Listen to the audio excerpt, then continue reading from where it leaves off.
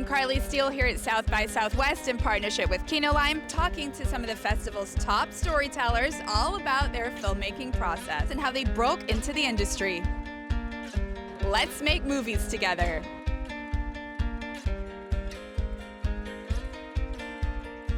Hi guys, are you enjoying South by Southwest so far? Yeah, ooh, I like that. Wow, do you want my job? Let me talk into both real fast. A great time, great time. Same. You get to keep yours. I'm going to keep it. I'm going to... We'll share this. Okay, so for everyone at home who doesn't know who you are, please introduce yourself and tell us a little bit about your project. So we'll start with Kausar. I'm Kausar Mohammed. I play Esther in the film Appendage. Woo, woo. Yeah. I'm Anna Zlokovic, and I'm the writer and director of Appendage, which is about a young fashion designer who, she's got a lot of anxiety, and it explodes onto her body as a tumor that then just grows and grows and just is very mean to her. Oh my God. Okay, I have to hear about the genesis of that idea.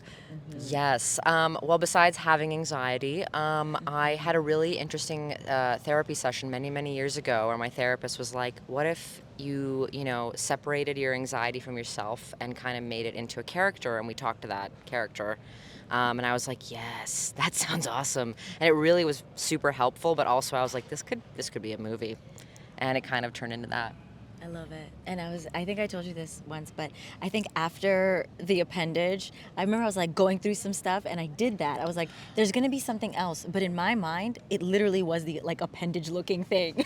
Like the inner me was this like little maggoty looking thing. worm. But I loved it and I gave it so much love. So thank you. Right. Because the film changed me in that way. We got to love ourselves, the darkest parts of ourselves. Even the maggots. Give them love. That is very true. What has been the response so far with the movie?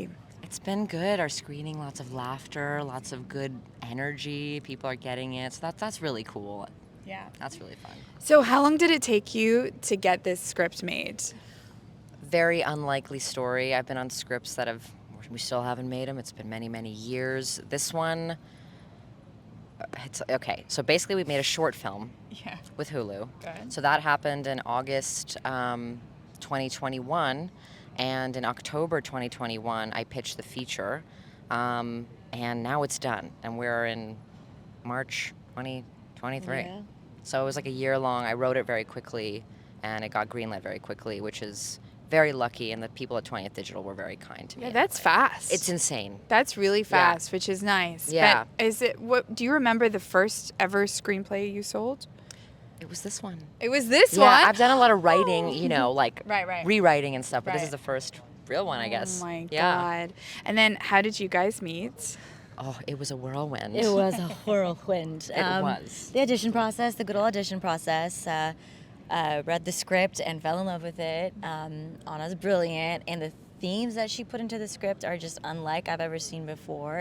And I loved how strong female friendship was at the forefront of it. That's something we talked about a lot when we first started talking about it. And for me, that was, I want to see more of that. So auditioned, the whole audition process, and then we're here. In But the it happened 11th hour. fast. Happened fast. It was about, I think it was a week before we went to shoot. Oh my God, you just get it done. Yeah, I think legit. I think I got the audition 8 p.m. on a Thursday for like a super early live audition, which doesn't really happen anymore, on Friday, and then the kind of it happened, you just like flew that in. fast, like that day/weekend. Yeah, We just couldn't I'm find grateful. the right Esther, and we're like, no. And then Kausar came in, and we were like, yes. I'm so grateful. It's such a fun role. It was so fun, and it was so wonderful to work together. Oh, It was good times. Good time. Now, on set as the writer-director, you were the sole writer for the movie. That's right. So what was that process like working with her? Like, did you sometimes have things you wanted to improv and say? And can you talk a little bit about your creative collaborative process? Yeah. I mean, we didn't have a lot of time on set, which was kind of intense. I feel like we had, 3 to 5 takes max. But Kausar was just amazing, and we usually get it take 1 or take 2, and then we'd be like, you want to have some fun? You want to have some fun? Yeah, and I will say, I think you created such a safe space for us actors, and you were so intentional about creating that safe space so that it felt so fun to be like free to improv. Like, we'll find it, we'll work it out, and it made shooting, I think, such a memorable experience because it was always like, oh, like we'll find it.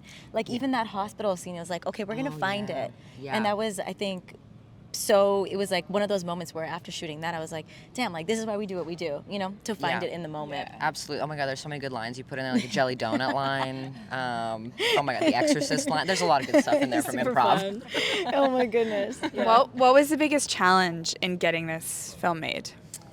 I think, you know, just how quickly it was made, and I think that it probably should have been twice the budget, but we made it for what it was, and that was only possible because I've been working with my department heads for many, many years, and they were approved, and I had incredible actors on set. Otherwise, who knows, you know? But that collaboration was key in creating synergy. When you're like doing 30 to 35 setups a day and you only have like 20 days to shoot, and it's a very immense thing you're trying to do. So it was wild. I think that whole thing was just a really interesting challenge, and just thinking fast and on your feet, but still having a path. So we were just talking about ChatGPT, which obviously is. I have so many feelings. Go on. Okay, sure. Yeah, sure. No, Kausar, I go. want to know because I could go off. I Go just want off. you to just go off. Just go off. ChatGPT is like one of my best friends. We talk all the time, okay? Like great advice. I'm like, ChatGPT, what do you think of this? And they affirm me, always affirming. You know, you should just have a convo. And they're like, that's a great idea. Have you thought of this? And I'm like, no, I haven't, because you're Whoa. AI and you think of it better than I could. Whoa. Yeah. Sorry, I get very passionate about ChatGPT. So you love. It's one of my best friends. How would you feel though as an actor? Will it feel any different saying lines generated by ChatGPT versus a screenwriter?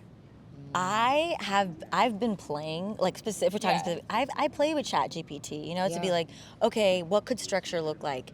But I still think nothing replaces, you know, it's still like an individual's voice, an individual's like, I think AI could do structure for us and like be like, maybe this goes here, but at the end of the day, experience trumps all. And it, you know, if I was like a clown who like was in like Brooklyn and that's my vibe and I'm like a struggling clown, like, you know, that's me. Like ChatGPT is never going to be a struggling clown. They don't know. Oh my God, just watch. That's going to be the next I thing. know. I'm like, can it hear us? It's like, wait, I'm going to become one. Your thoughts? Oh man, I'm like scared to play with it. I haven't played with it yet, but this is interesting. Now I'm really We're curious. going to talk. I'm yeah. very passionate about Yeah, this. I'm now today. I'm probably just gonna go play with it, but I'm afraid. I'm a little afraid, and I don't think the human element can be replaced.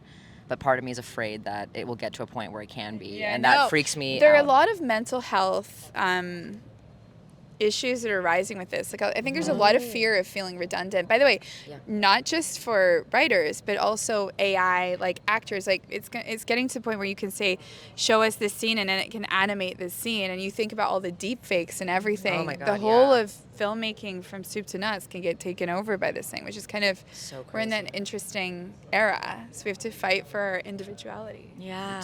We do. Oh. Maybe I'm being too optimistic. You gotta and embrace Your best it. friend. I think Being it's good to naive. embrace it. But I think the thing is, like, I think there's also something to, like, you know, the way you do something, I could never do it that way. Right. And so it's like in the same way, like our AI could do something in a specific way, but it's still going to be an artist and a filmmaker's like voice that comes through Right. and what they want authentically that's going to shine. So I like, you know, ChatGPT may have some bops, you know, might have some good bangers, but at the end of the day, I think there's something to be said about individual voice and experience that AI can't trump. In the same way, I could never do what you do, you know? That's a good point. Maybe it'll make a bad movie You and a know, good movie and a bad movie. And I mean, it's not perfect. Yeah. That's subjective, right? So It's also like there we go. people. Exactly. Yeah. Exactly. Same thing. Now, I think what's cool about what Kinolime does is it democratizes the process of making movies. So you get to basically submit your screenplay, which I'm totally going to do now, by the way. And then people get to read them and vote on the ones they want to see, which is really cool because I think, like, okay, today's Oscar day. At the Oscars, it gets a lot of criticism for, the Academy gets criticism for nominating movies that most people haven't seen. So how important do you think it is for the audience, because audience is king, to have a voice in what they see? Like, how cool is it to kind of democratize that process and create more transparency? Sounds great. Yeah, it sounds wonderful. love it. Yeah, I don't have anything negative to say about that. Well, I hate it. Yeah, I hate And it. the thing is, Like, I don't want to be in care a about film the people people want to see. Yeah, What the yeah. hell? No, but I think that is important. I think Yeah. numbers are important because also it's Absolutely. like who's reflected in the population and who is actually in the population. Are those the things that are being reflected back at us? When it, I think that's Absolutely. important for representation, whether it's like, POC, queer, whatever, trans films. We want to see who we are. So I think Absolutely. people. Yeah, I guess people are important. People are important. And, Letterboxd, too, it's like kind of democratizing criticism in a really cool way and like letting audiences respond, and you can see how they're responding in the moment. And kind of feels like it's like a cool direction to be going into. And last question, what's been your favorite moment at South by Southwest so far? Oh, man. I feel like our premiere was pretty exciting. I had a really nice Yeah, time. It was fun. We had to Me celebrate too, we together. It was did. so fun. It was so special seeing the laughs, Laughs. Yeah. It's something different. It's something different. It becomes Yeah. its own experience. Seeing it with an audience for Yeah. the Yeah. first time. Like, it's so exciting. special, especially these days. Like, Yeah. Amazing. yeah, it's cool. Well, thank you guys for taking time out of your busy schedule to hang out with us. I really appreciate it. It's pleasure. been awesome talking to you. Congrats on all the success of the movie. You guys have to check it out. And thanks so much. Thank you so much.